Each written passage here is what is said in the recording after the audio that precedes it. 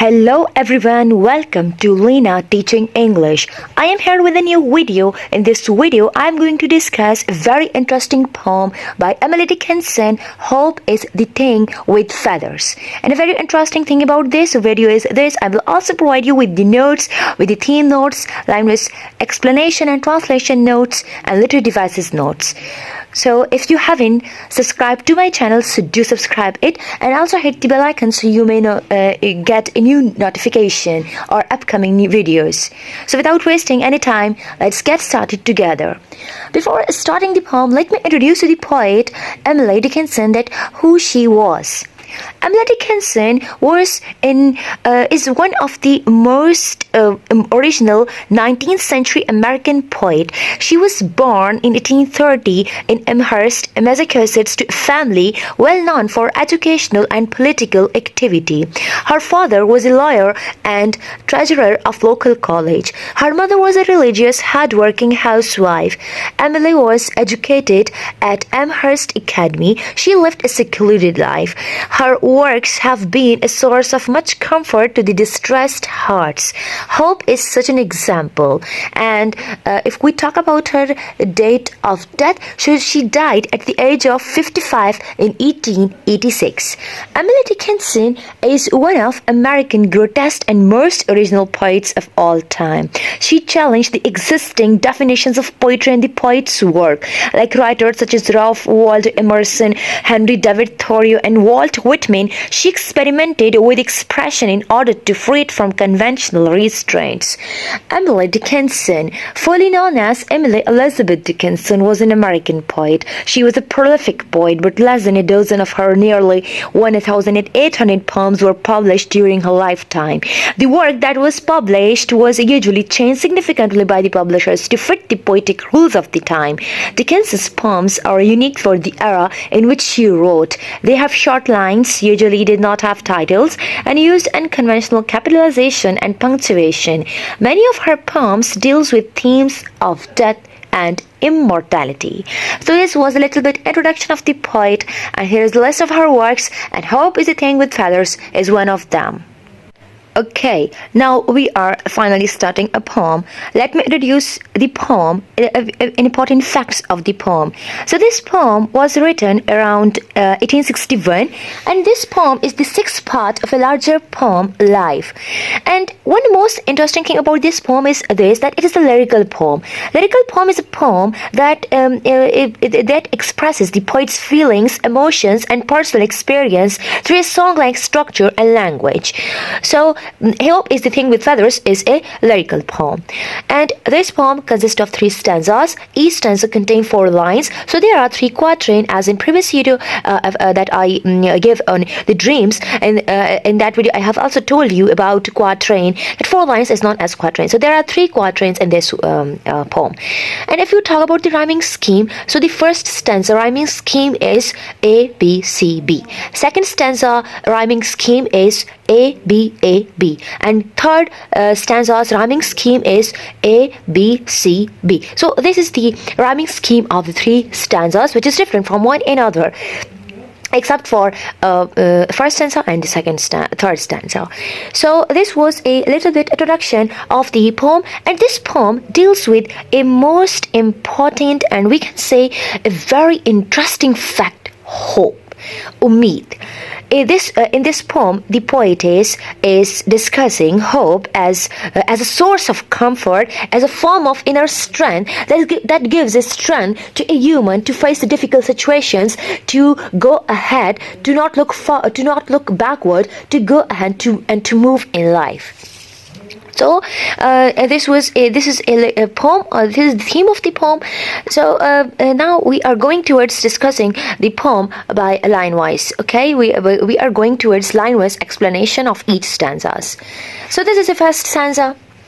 In the very first stanza, and the poetess Emily Dickinson is starting the poem with the word hope. Hope is the thing with feathers. Now इस first stanza की जो first line है, इसमें figure of speech metaphor use हुआ है और यहाँ पर एक्सटेंडेड मेटाफर यूज हुआ है। क्यों एक्सटेंडेड मेटाफर? एक्सटेंडेड मेटाफर वो मेटाफर होता है जिसमें एक राइटर या पोइट अगर एक चीज़ को दूसरी चीज़ के साथ कंपेयर कर रहा है तो वो अपनी होल राइटिंग में उस कंपैरिजन को जारी रखता है। तो इस पोम में भी हम होप का जो कंपैरिजन है एक बर्ड के साथ, कि पोइटिस ने या पोइट ने जो है उस बर्ड को, होप को एक बर्ड से बर्ड के साथ कंपेयर किया है कि एक होप जो है वो एक बर्ड है। तो इस फुल पोम में हम जो है उस बर्ड का जिक्र ही सुनते जा रहे हैं कि उसको उसका कंपैरिजन होप के साथ सुनते जा रहे हैं। तो उसका comparison through out the pome है, तो इसको हम एक्सटेंडेड मेटाफर कहते हैं। ठीक है, so hope is the thing with feathers. अब इस जो पोएट है, so she has started her poem with the title of the poem hope is the thing with feathers. और most interesting thing Emily Dickinson की poems की थी कि उसकी जो पोम्स थी ना वो टाइटल लेस थी। तो जो इसकी पोम की फर्स्ट लाइन होती थी तो वो इसके पोम की टाइटल बन जाता था। तो अभी इसकी पोम की फर्स्ट लाइन है तो ये इस वजह से इस पोम का टाइटल भी यही बन गया, hope is the thing with feathers. और यहाँ पर फिगर ऑफ स्पीच पर्सनिफिकेशन भी यूज हुई है, क्योंकि bird hope is an abstract noun, that is a quality that can't be seen, that can't be touched, that can only be felt.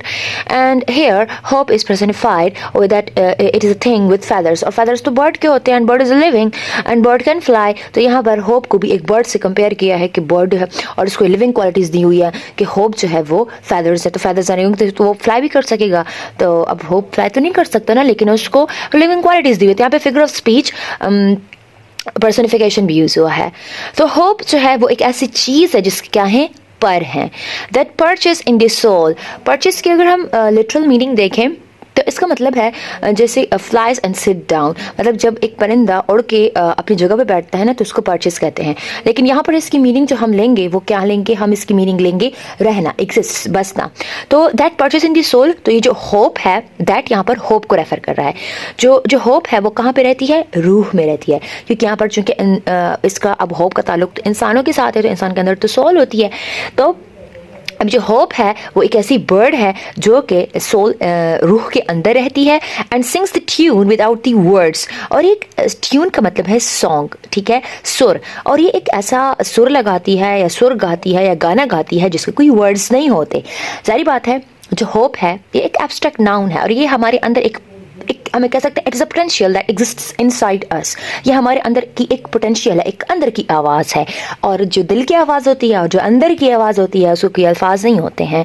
हमारे अंदर की जो पोटेंशियल होती है उसकी कोई अल्फाज नहीं होते हैं, यहाँ पर उसको एक्सप्रेस करने के लिए अल्फाज की ज़रूरत भी नहीं होती है। वो अपने अंदर एक ताकत सी होती है, एक स्ट्रेंथ सी होती है जो इंसान को मोटिवेट करता है, इंसान को स्ट्रेंथ देता है आगे बढ़ने की।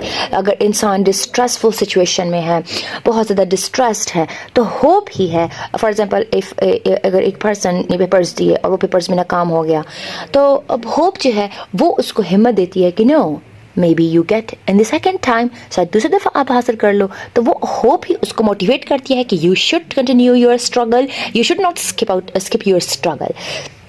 ओके, तो वो जो अंदर की आवाज़ है, तो यहाँ पर उस अंदर की आवाज़ को जो है एक परिंदे के गाने से उसको कंपेयर किया है जिसके कोई अल्फाज नहीं होते। And never stops at all, और ये जो सॉन्ग है ये कभी नहीं रुकता। ज़ाहिर बात है कि होप हमेशा इंसान के साथ होती है। अगर इंसान की होप ख़त्म हो गई तो फिर इंसान भी ख़त्म हो जाता है। ये जो सुसाइडल अटैम्प्ट्स होते हैं तो वो इस वजह से होते हैं कि वो इंसान होपलेस हो जाता है, और उसको फिर आगे मज़ीद कोई रास्ता दिखाई नहीं देता। That's why he or she attempt then suicide। तो सुसाइड जो है तो ये तो इसका जो सॉन्ग है वो कभी नहीं स्टॉप होता। मीन्स जो पोटेंशियल है वो इंसान को हमेशा स्ट्रेंथ देती है। तो ये फर्स्ट स्टैंजा थी, और फर्स्ट स्टैंजा की अगर राइमिंग स्कीम भी देखें तो hope is a thing with feathers, तो ये ए हो गया क्योंकि फेदर्स एंड हो रहा है अर्स पे, ठीक है। That perches in the soul, अब ये फेदर्स और सोल आपस में मैच नहीं कर रहे तो इसको हम बी राइमिंग स्कीम देते हैं। And sings a tune without the words, अब words okay, and hope is a thing with feathers and sings the tune without the words। okay, feathers, words, अब ये दोनों जो है आपस में राइम नहीं, feathers, words, yes they are rhyming with each other। feathers, words, no they are not rhyming। you can see that it ends with rs and the words end with does।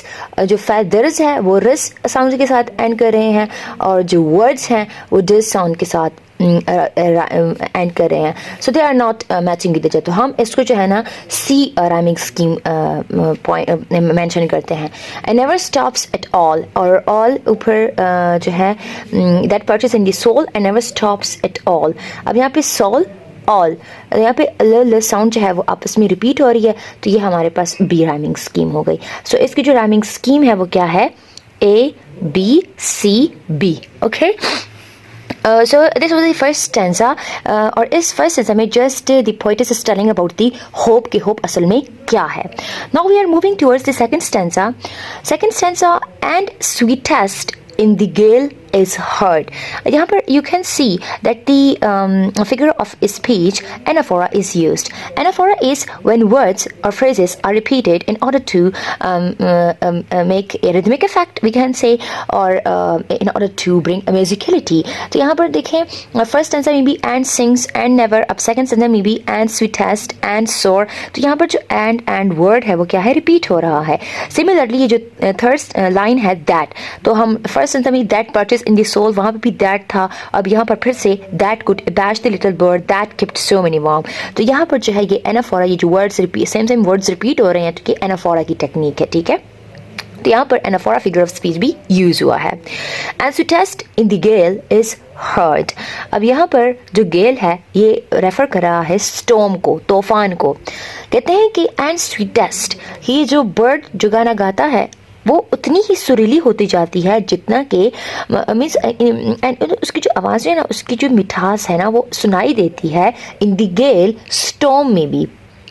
Storm means तूफान में भी उसकी जो आवाज़ है वो सुरीली आवाज़ सुनाई देती है। तो इससे मतलब क्या है, ये तो उसका एक्सप्लिसिट मीनिंग हो गया ना। अब इसकी इम्प्लिसिट मीनिंग, हिडन मीनिंग क्या है कि इसकी जो होप जो है वो इंसान को डिफ़िकल्ट सिचुएशन में ज़िंदा रखता है, उसको करेज देता है। जितनी भी डिफ़िकल्ट सिचुएशन हो तो जो अंदर की जो आवाज़, जो होप है, वो ही अंदर की आवाज़ होती है जो उस खाली जो एक अलॉन सिचुएशन होती है इंसान के लिए, उसमें उसको पोटेंशियल देती है। And sore must be the storm. Sore means painful. और वो जो तूफान है वो सख्त भी हो सकता है, मज़ीद पेनफुल, मज़ीद दर्दनाक भी हो सकता है, लेकिन होप ही जो है वो उस इंसान को उस डिफ़िकल्ट सिचुएशन में क्या देती है, हिम्मत देती है। That could abash the little bird, means कि वो स्टॉर्म इतना ख़तरनाक हो सकता है कि वो जो है, जो लिटिल बर्ड है जो गाना गा रही है, उसको इबाश, इबाश वैसे कहते हैं एम्बेरसमेंट से खामोश हो जाना, साइलेंस हो जाना, या फिर स्टॉप हो जाना। तो जो कि लिटिल बर्ड मीन्स कि लिटिल बर्ड, ज़ाहिर बात मतलब लिटिल बर्ड जो है वो होप को यहाँ पे रेफ़र कर रहा है। तो कुछ ऐसे सिचुएशंस हो सकते हैं कि जहाँ पर इंसान मतलब जो बर्ड है वो भी उनका सामना नहीं कर पाती और वो भी खामोश हो जाती है। और फिर जब बर्ड खामोश हो गई तो ज़ाहिर बात है फिर होप भी चली जाती है। तो बेसिकली यहाँ पर कहने का मकसद ये है कि कुछ मतलब जितनी भी मुख्तलिफ हालात हों, कि इतनी डिफ़िकल्ट सिचुएशंस हों कि जो उस परिंदे को भी खामोश कर सकें, मतलब उनमें इतनी पावर हो, लेकिन फिर भी वो जो परिंदा है उसकी आवाज़ उन मुख्तलिफ डिफ़िकल्ट सिचुएशंस में सुनाई देती है। तो इसका मतलब क्या है, व्हाट डज़ इट मीन्स कि जितनी भी सॉरफुल सिचुएशन हो, जितनी भी डिस्ट्रेसफुल सिचुएशन हो, होप उन सारी चीज़ों का इंसान में हिम्मत देती है कि वो इन सब सारी चीज़ों का सामना कर सके। That kept so many warm. That kept so many warm means कि that refer to hope, कि जो hope है वो ही बहुत से लोगों को हिम्मत देती है, करेज देती है कि वो इन सारे सिचुएशंस का मुकाबला कर सके। अदरवाइज जब इंसान होपलेस बन जाता है तो फिर ही और शी अटेम्प्ट सुसाइड, फिर उसको मज़ीद कोई रास्ता दिखाई नहीं देता। लेकिन होप ही उनको एक, कहते हैं ना कि हर जवाल के बाद अरूज ज़रूर है और हर अंधेरी रात के बाद सुबह ज़रूर होती है। तो होप ही उनको एक राह प्रोवाइड करती है, एक स्मूथ वे प्रोवाइड करती है, उनको दोबारा जीने का रास्ता बताती है। So if we look at its rhyming scheme, so it is A B A B. Why it is A B A B? You can see that the first line ends with heard. Okay, so we name it A. Second line ends with storm. Ab heard or storm both are different from one another, so we name it B. Third line ends with bird. Now heard, bird, RD means the sound is repeated, so here it's A again. Okay, and that keeps so many warm, storm, warm. Now here sound is repeated, so this is B. So A B. This is the rhyming scheme of the second stanza. And the figure of speech that are used in this stanza is anaphora. Yes, it is here. Another figure of speech, consonance is also used. Consonance is when consonant sounds the or ta are repeated in the same line. As in the third line, you can see that could abash the little bird. The sound is repeated. That, the, and the little bird, the. So the sound is repeated. That is a consonant sound. So it is a consonance. Consonants figure of speech is used. Now let's move towards the last stanza. I have heard it in the chilliest land. I have heard it. In this line, the figure of speech, assonance is used. Assonance is when a vowel sound is repeated in the same line. Now you can see here the I sound is repeated. I, it, in, chili. In these words, the word I is repeated. The sound of I is repeated. Moreover, the figure of speech, alliteration is also used. Alliteration is when a consonant sounds are repeated along the same line. Here, the sound have heard, the H sound, and here again the H sound is repeated. Now here in the stanza, the poetess is saying कि I have heard it. यहाँ में देखें I का word use हुआ है. This I is showing that it is a lyrical poem. Lyrical poem means जहाँ पर poets अपनी experiences, अपनी feelings share करता है. Mostly ये first person narrative में लिखी जाती है. तो यहाँ पे देखिए I लिखा हुआ है. यहाँ पर poetess जो है अपनी feelings का इजहार कर रहे हैं. So it is a lyrical poem. I have heard it in the chilliest land. कि मैंने जो इसकी आवाज़ है, जो bird की आवाज़ है, असल में bird किसको रेफर कर रहा है? Hope को. In the chilliest land. कि chilliest means coldest land, जो सरतरीन मैदान होती है. और सरतरीन से क्या मुराद है यहाँ पर? Bad situation. ठीक है, तो मैंने इसकी आवाज़, पोइटिस कहती है कि मैंने इस बर्ड की आवाज़ सरतरीन इलाकों में भी सुनी है. अब सरतरीन इलाकों से क्या मुराद है? बैड सिचुएशन में, कि जब बैड सिचुएशन होते हैं तो होप की आवाज़ अंदर ही अंदर से आती है. एंड ऑन द स्ट्रेंजेस्ट सी, इसके अलावा मैंने इसकी आवाज़ अजीब व गरीब समंदरों में भी सुनी है. अजीब व गरीब समंदरों से क्या मुराद है? अजीब व गरीब हालात. Yet never in extremity. Extremity किसे कहते हैं? हद. जब एक चीज़ की लिमिट होती है ना, उसको एक्सट्रीमिटी कहते हैं. मतलब और जब एक चीज़ ना अब जितनी भी जो मुख्तलिफ और बैड सिचुएशन है, डिफ़िकल्ट सिचुएशन है, वो एक लिमिट तक पहुंच जाए. इट आस्क्ड ए क्रम ऑफ मी. क्रम किसे कहते हैं? A piece of food. कि इसने बदले में मुझसे कुछ नहीं मांगा. चाहे जितनी भी डिफ़िकल्ट सिचुएशन है, डिफ़िकल्ट सिचुएशन के एंड तक जो है वो मैं पहुंच जाऊं, मैं फिर भी इसकी आवाज़ सुनती हूँ और इसने कभी मुझसे बदले में कुछ नहीं मांगा. Mostly in this world we have seen that कि हम अगर किसी से अच्छाई करते हैं तो, या कोई हमसे अच्छाई करता है तो इस बदले की वजह, इस सोच के साथ करता है कि कल ये मेरे साथ अच्छाई करेगा, बदले में ये मुझसे कुछ, बदले में वो मेरी अच्छाई का सोचेगा. और फिर जब मैं उसको बदले में उसकी अच्छाई ना दूं तो फिर वो अपना एहसान जताना स्टार्ट कर देता है कि मैंने तो तुम्हारी हेल्प की थी और तुमने मेरी हेल्प नहीं की. लेकिन यहाँ पर पोइटिस ये कह रही है कि होप जो है वो बदले में कुछ नहीं मांगता. होप जो है वो हमें डिफिकल्ट सिचुएशंस में सर्वाइव, मतलब ये जो बर्ड है वो गाना गाती है और गाना गाने के बदले में ये हमसे कुछ नहीं मांगती. तो इसका मतलब क्या है कि जो होप है ये बदले में हमसे कुछ नहीं मांगता.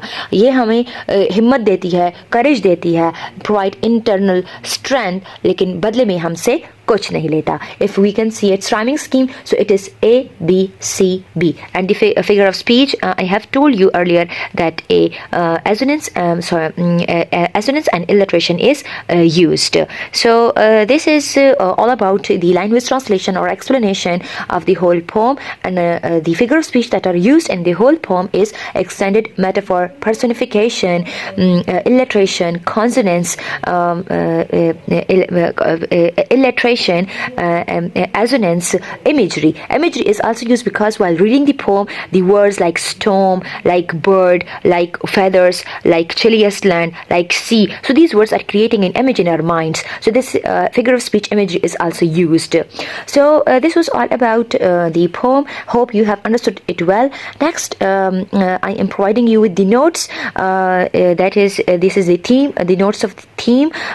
You can see the theme is hope as a source of comfort, or hope as a form of inner strength. If you summarize the poem in a very few words, so in this poem, basically the poetess is trying to say that hope makes a person brave, or hope motivates a person to move ahead in the life. Whatever difficult situation is, whatever harsh situation is, you should not put hands up, or you should not put it off. You should have to face it courageously, bravely, and hope gives you that courage, gives you and motivates you to face such situations.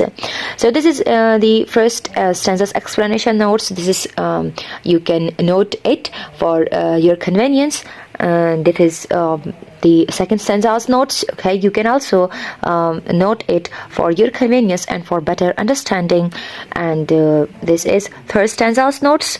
These notes will make you further understand about the poem. So this was all about the poem. Hope it is now fully understood to you what basically this poem is about, what the poetess is trying to say in this poem, and what is the basic message of the poem. Up till now, thank you so much for watching.